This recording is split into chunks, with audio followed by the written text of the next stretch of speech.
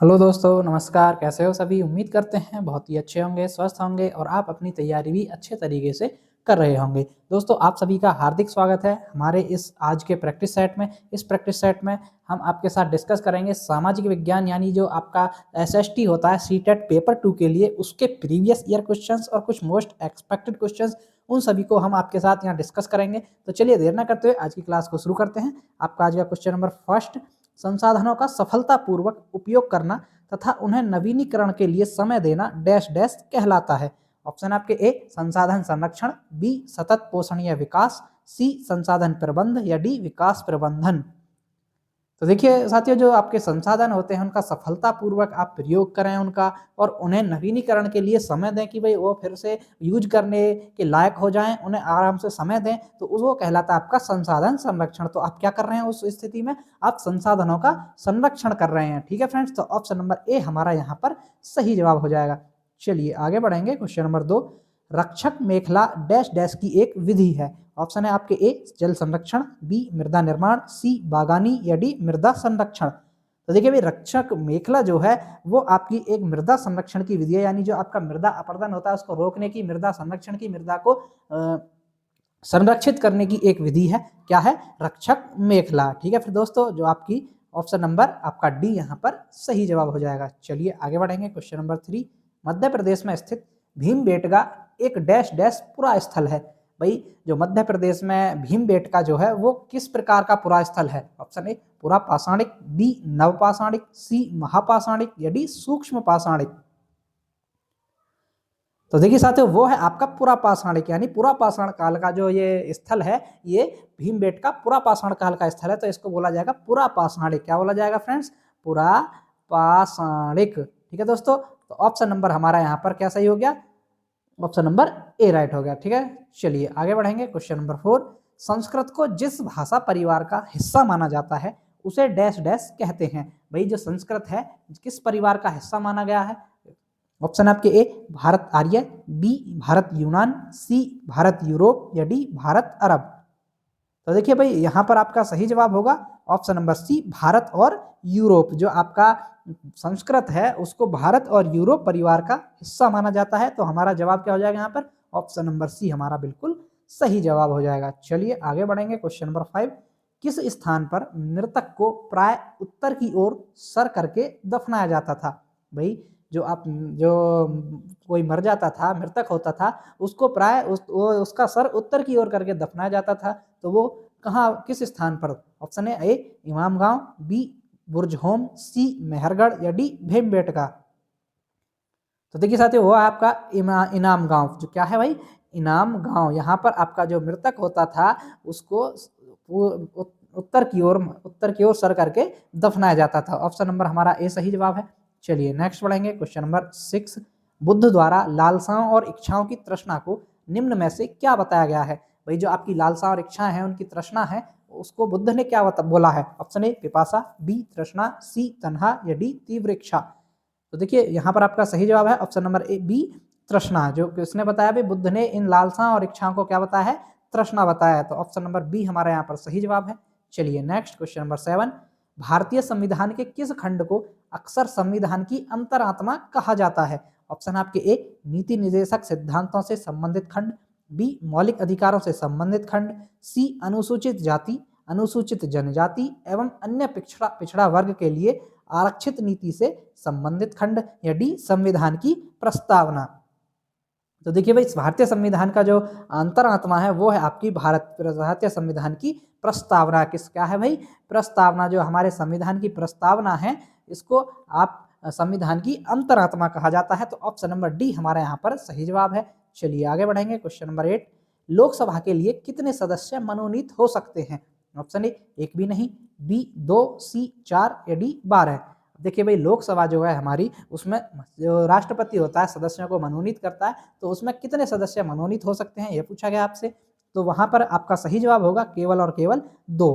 भाई, 2 सदस्यों को जो राष्ट्रपति है वो मनोनीत कर सकता है। और किसके तहत? भाई, जो आपका आर्टिकल 331 है आपका 331, इसके तहत आंग्ल समुदाय से, यानी कि जो आंग्ल समुदाय है, आंग्ल भारतीय समुदाय से ये 2 आपके सदस्य मनोनीत होते हैं आर्टिकल 331 के तहत। ठीक है दोस्तों, ऑप्शन नंबर बी हमारा यहाँ पर सही जवाब है। चलिए आगे बढ़ेंगे। क्वेश्चन नंबर 9, न्यायाधीश किसी मुकदमे पर निर्णय देता है? ऑप्शन ए दलीलों के आधार पर, बी दिए गए शुल्क के आधार पर, सी सबूतों के आधार पर, या डी पुलिस तहकीकात के आधार पर। देखिए भाई, न्यायाधीश जो है वो मुकदमे पर निर्णय कब देता है? वो देता है भाई आपका ऑप्शन नंबर सी सबूतों के आधार पर। किसके आधार पर फ्रेंड्स? सबूतों के आधार पर देता है। तो ऑप्शन नंबर सी हमारा यहाँ पर सही जवाब हो जाएगा। चलिए आगे बढ़ेंगे। क्वेश्चन नंबर 10, निम्नलिखित में से किस पंथ पर आदिवासी प्रभाव परिलक्षित होता है? ऑप्शन ए वेंकटेश्वर पंथ, बी जगन्नाथ पंथ, सी विश्वनाथ पंथ, या डी अमरनाथ पंथ। तो देखिए भाई, आदिवासी जो प्रभाव परिलक्षित होता है वो होता है आपका जगन्नाथ पंथ पर। किस पर भाई? जगन्नाथ पंथ पर जो आदिवासी प्रभाव है वो परिलक्षित होता है, दिखाई देता है। तो ऑप्शन नंबर बी हमारे यहाँ पर सही जवाब है। चलिए भाई आगे। क्वेश्चन नंबर 11, निम्नलिखित में से कौन सी सामाजिक विज्ञान कक्षा में शिक्षार्थियों के शैक्षिक गतिविधियों पर बिताए गए समय को बढ़ाने के लिए सर्वोत्तम है? ऑप्शन ए सप्ताह में 3 बार गृह कार्य देना, बी नए विषयों पर उन पर चर्चा करने से पहले सभी शिक्षार्थियों को अलग अलग परियोजना देना, सी रुचि बनाए रखने हेतु दिए जा रहे व्याख्यान में अधिक से अधिक नई सामग्री रखना, या ऑप्शन नंबर डी ठीक पाठ योजना व प्रत्येक गतिविधि के लिए नियत समय का पालन।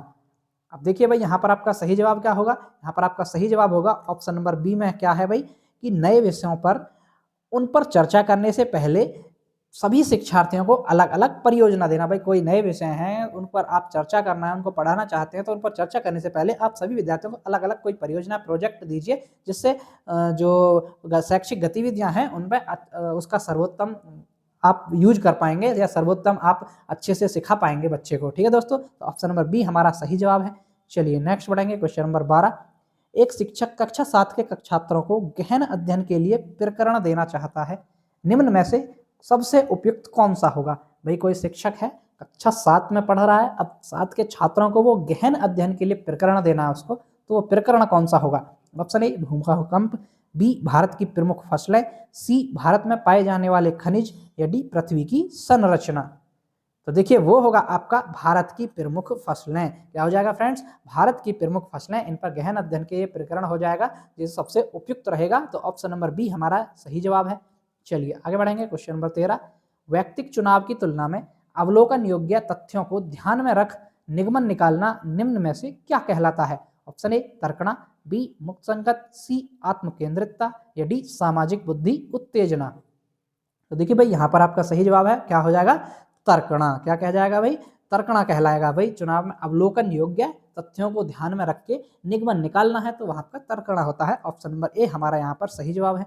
चलिए आगे बढ़ेंगे। क्वेश्चन नंबर 14, विभिन्न देशों में भूमि उपयोग को दर्शाने के लिए निम्न में से सबसे उपयुक्त कौन सा होगा?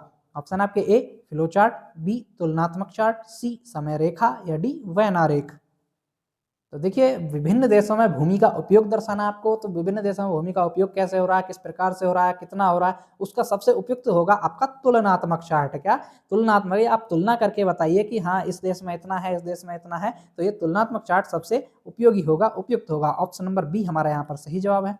चलिए नेक्स्ट क्वेश्चन नंबर 15, एक शिक्षक अपनी पाठ्य योजना में छात्र मौर्य वंश की पतन के कारणों को बता सकेंगे। वही जो शिक्षक की पाठ्य योजना है कि छात्र मौर्य वंश के पतन के कारणों को बता सकेंगे, ये उसकी पाठ्य योजना है। इसमें अनुदेशनात्मक उद्देश्य लिखता है, यह उद्देश्य किसके अंतर्गत आएगा? ऑप्शन ए ज्ञान, बी अवबोध, सी अनुप्रयोग, या डी संश्लेषण। अब देखिए, अनुदेशनात्मक उद्देश्य लिखा है उसने, तो ये आएगा उसका किसके अंतर्गत आएगा फ्रेंड्स? वो आएगा अवबोध के अंतर्गत। किसके अंतर्गत आएगा फ्रेंड्स? अवबोध के अंतर्गत आएगा। ठीक है दोस्तों, तो ऑप्शन नंबर बी हमारा यहाँ पर बिल्कुल सही है। चलिए आगे बढ़ेंगे। क्वेश्चन नंबर 16, निम्नलिखित में से किस संदर्भ में समय रेखा सबसे उपयुक्त होगा? ऑप्शन ए किसी राजवंश का सारांश प्रस्तुत करने में, बी किसी शासक की उपलब्धियों की व्याख्या करने में, सी दो राजवंशों की तुलना करने में, या डी प्राचीन भारत के शिक्षण में।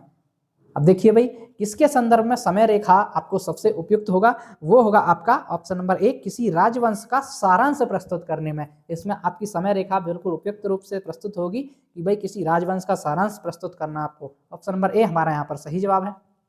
चलिए आगे। क्वेश्चन नंबर 17, बच्चों की कानून का बहुत कम अनुभव होता है, यानी कि बच्चों में कानून का बहुत कम अनुभव होता है। इसलिए कानून और परिचर्चा करते समय यह महत्वपूर्ण है कि शिक्षक ऑप्शन ए कानून के सभी पहलुओं को स्पष्ट करे, बी परिचित संदर्भों से अधिक उदाहरण दे, सी केवल बाल अपराध से संबंधित कानूनों पर चर्चा करे, या डी कानून के प्रति डर पैदा करे। अब देखिए भाई, सभी को पता है बच्चों को कानून के प्रति बहुत ही कम अनुभव होता है, उन्हें क्या पता कानून क्या है क्या नहीं है। तो कानून पर परिचर्चा करते समय आप शिक्षक क्या करेगा, तो शिक्षक को करना चाहिए कि परिचित संदर्भों से अधिक उन्हें उदाहरण प्रस्तुत करे। तो ऑप्शन नंबर बी हमारे यहाँ पर सही जवाब है कि संदर्भों से अधिक उदाहरण दे। चलिए आगे बढ़ेंगे। क्वेश्चन नंबर 18, हमारे जैसे विविधतापूर्ण समाज में पाठ्य पुस्तक इस प्रकार की होनी चाहिए कि, भाई जो हमारा जैसा विविधतापूर्ण समाज है, तरह तरह के लोग रहते हैं, विभिन्न समाजों के लोग रहते हैं, तो उसमें पाठ्य पुस्तक जो है वो किस प्रकार की होनी चाहिए। ऑप्शन ए वे बच्चों को अच्छा नागरिक बनाने के सरकार के दृष्टिकोणों को प्रतिबिंबित करें, बी वे विवादित मुद्दों से दूर रहे, सी सभी क्षेत्रों एवं सामाजिक समूहों का उनसे जुड़ाव हो, या डी अलग अलग क्षेत्रों एवं सामाजिक समूहों का उनसे जुड़ाव हो। तो देखिए भाई, यहाँ पर आपका सही जवाब है सभी क्षेत्रों एवं सामाजिक समूहों का उनसे जुड़ाव। भाई आप जो पाठ्य पुस्तक है वो सभी क्षेत्रों और जो भी सामाजिक समूह है उनसे उसका जुड़ाव होना चाहिए। तो ऑप्शन नंबर सी हमारे यहाँ पर सही जवाब है। चलिए आगे बढ़ेंगे। क्वेश्चन नंबर 19, निम्न में से कौन सा लिंग मूलक भेदभाव को प्रदर्शित करता है। ऑप्शन ए लड़कियां लड़कों से ज्यादा मेधावी होती हैं, बी लड़कियां केवल घर के कामकाज कर सकती हैं, सी लड़कियां उन तमाम कामों को कर सकती हैं जो एक लड़का कर सकता है, या डी लड़कियों को लड़कों के समान अवसर मिलने चाहिए। तो देखिए भाई, लिंग मूलक भेदभाव प्रदर्शित करता है वो करता है आपका यहाँ पर ऑप्शन नंबर बी, लड़कियां केवल घर के कामकाज कर सकती हैं। ये लिंग मूलक भेदभाव है कि भाई ऐसा नहीं है कि केवल घर के ही काम कर सकती हैं, लड़कियां आजकल कुछ भी कर सकती हैं भाई। तो ऑप्शन नंबर बी हमारे यहाँ पर सही जवाब है। चलिए आगे बढ़ेंगे। क्वेश्चन नंबर 20, लोकतंत्र में संचार माध्यम एक महत्वपूर्ण भूमिका निभाते हैं। ऑप्शन ए देश और संचार के बारे में समाचार देने और उनमें होने वाली घटनाओं पर परिचर्चा करने में, बी वस्तुओं का विज्ञापन करने में ताकि लोग अपनी पसंद की वस्तुओं को खरीद सकें, सी क्रिकेट के आयोजनों का प्रसारण करना ताकि लोग घर बैठे इसे देख सकें, या डी विभिन्न प्रकार के मनोरंजन की चीजें प्रस्तुत करना। तो देखिए भाई, लोकतंत्र में जो संचार माध्यम है वो महत्वपूर्ण भूमिका निभाता है आपका देश और संचार के बारे में समाचार देने और उनमें होने वाली घटनाओं के बारे में चर्चा करने में। ठीक है दोस्तों, तो ऑप्शन नंबर ए हमारे यहाँ पर सही जवाब हो गया। ठीक है, तो चलिए आज ये थी हमारी आज की क्लास। आपको क्लास कैसे लगी कमेंट करके जरूर बताइएगा। जो भी साथी चैनल पर पहली बार आए हैं कृपया चैनल को सब्सक्राइब कर लें ताकि ऐसी ही इन्फॉर्मेटिव क्लासेस आपको डेली मिलती रहें। तो चलिए मिलते हैं नेक्स्ट वीडियो में, तब तक के लिए धन्यवाद।